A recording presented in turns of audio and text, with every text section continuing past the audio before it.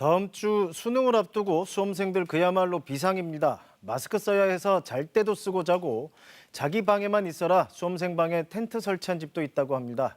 부모의 마음으로 친목 활동을 멈춰달라는 교육당국의 호소. 제발 부디 더 나쁜 상황 안 만들었으면 좋겠습니다. 정지주 기자입니다.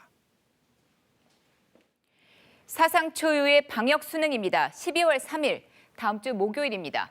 챙길 것도 주의할 것도 너무 많은데 코로나19까지 참 힘듭니다.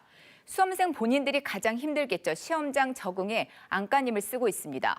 시험 내내 마스크를 써야 합니다. 그래서 아예 잘 때도 마스크를 쓴다. 심지어 두 겹 쓴다 이런 수험생도 있고요.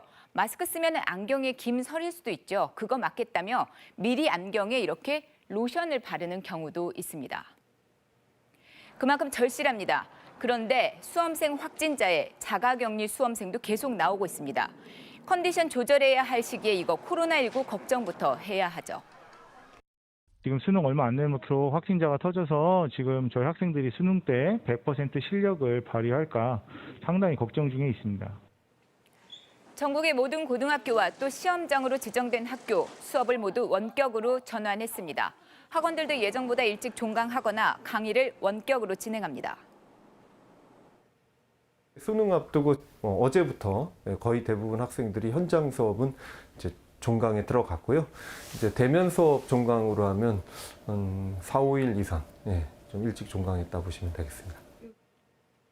온라인 커뮤니티 보면요. 수험생 둔 집들 아예 가택연금 들어갔다 이런 글들 올라오고 있습니다. 수험생 방에 이렇게 소형 텐트를 설치한 곳도 있고요.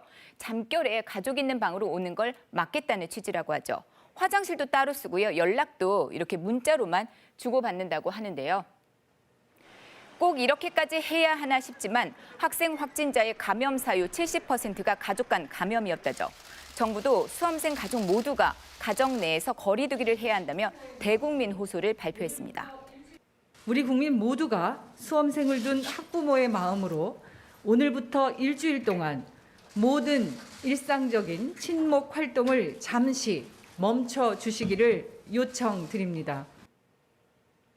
이번 수능 응시 인원 49만 3천여 명입니다. 지난해보다 5만 명 넘게 준 역대 최저라죠. 유의사항은 참 많습니다. 마스크 써야 하고요. 책상 앞에는 이렇게 가림막도 설치가 됐습니다. 코로나19 때문에 시험장엔 정수기 같은 게 없습니다. 도시락과 함께 생수 챙겨야 하고요. 날씨 추운데 매 교시 후 시험실 환기합니다. 따뜻한 외투 준비에 적정한 몸 상태를 유지하는 게 필요합니다. 정부는 수능 전날 검사 대상자나 확진자가 되더라도 시험 기회를 반드시 제공한다고 밝혔습니다. 확진 수험생이 최대 172명까지 늘 경우를 대비해서 수능 응시용 병상을 확보를 했습니다.